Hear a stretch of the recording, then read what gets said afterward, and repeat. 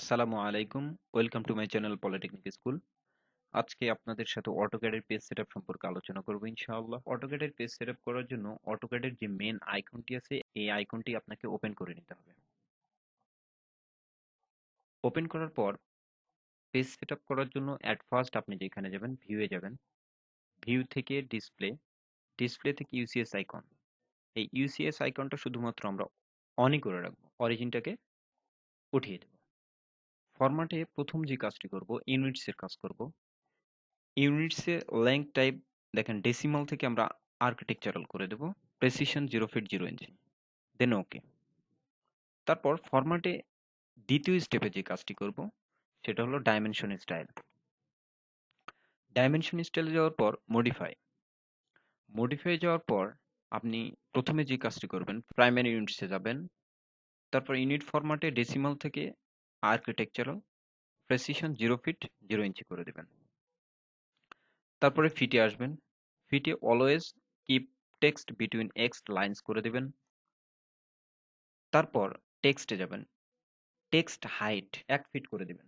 1 fit. Enter. তারপর symbols and Arrows এ যাবেন।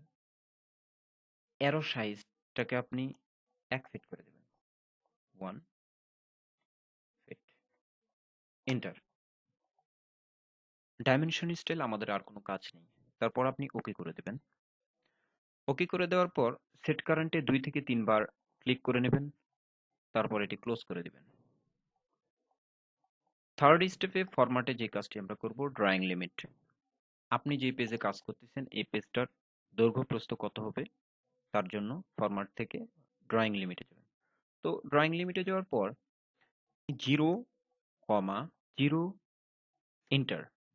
তারপর আপনি ইচ্ছা মতো আপনার পেজের সাইজ দিতে পারেন। আমি দিয়ে দিলাম 200 feet by 200 feet.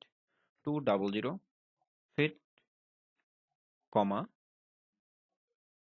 200 fit.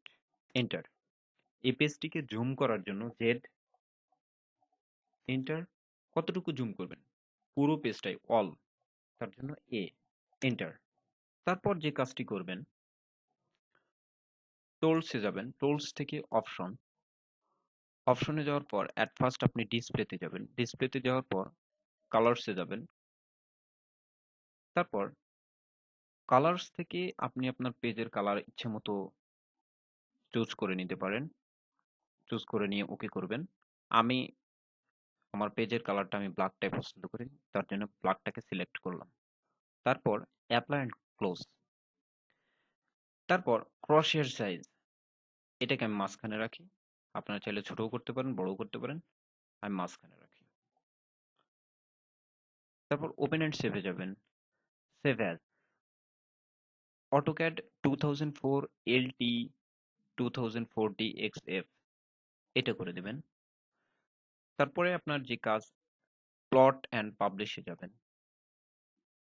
Use as default output device, এটাকে আপনি DWG টু PDF করে দেবেন। তারপরে আপনি ইউজার প্রিফারেন্সে যাবেন। ইউজার প্রিফারেন্সে যাওয়ার পর shortcut menus in drawing area, এটাতে আপনি ক্লিক করার পর দেখেন এই অপশনটা চলে আসবে। এই অপশনটাতে ক্লিক করার পর দেখেন রিপিট লাস্ট কমান্ড, এটাতে ক্লিক করবেন। রিপিট লাস্ট কমান্ড, তারপরে ইন্টার। দেন আপনি অ্যাপ্লাই অ্যান্ড ক্লোজ করে দেবেন। তারপর ড্রাফটিং এ যাবেন। ড্রাফটিং এ যাওয়ার পর অটো স্ন্যাপ মার্কার সাইজ, এটা আপনি চাইলে ছোট বড় করতে পারেন। আমি মাঝখানে রাখি। অ্যাপারচার সাইজ এটাও আমি মাঝখানে রাখি। তারপর সিলেকশনে যাবেন। সিলেকশনে পিক বক্স সাইজ আপনি আপনার ইচ্ছা মতো ছোট বড় করে নিতে পারেন। গ্রিপ সাইজ এটা আপনি ছোট বড় করে নিতে পারেন। আমি মাঝখানে রাখি। দেন আপনি ওকে করে দিবেন। তারপর গ্রিড ডিসপ্লেতে এসে মাউস পয়েন্টারটি রাখবেন। রেখে মাউসের রাইট বাটন ক্লিক করবেন। দেখবেন সেটিং আসবে। এই সেটিং এ ক্লিক করবেন। তো তারপর আপনি আসবেন অবজেক্ট স্ন্যাপ। সবগুলোকে সিলেক্ট করা আছে কিনা এটা আপনি দেখবেন। যদি না থাকে তাহলে একবার ক্লিয়ার অল, সিলেক্ট অল। তবুও যদি সবগুলো সিলেক্ট না হয় তাহলে আরেকবার ক্লিয়ার অল, সিলেক্ট অল। এভাবে আপনি 2 থেকে 3 বার করবেন। সবগুলো সিলেক্ট হয়ে যাবে। তারপর আপনি ওকে করে দিবেন। আমাদের পেজ সেটআপ কমপ্লিট। ওকে, আমরা একটিবার চেক করে নিতে পারি।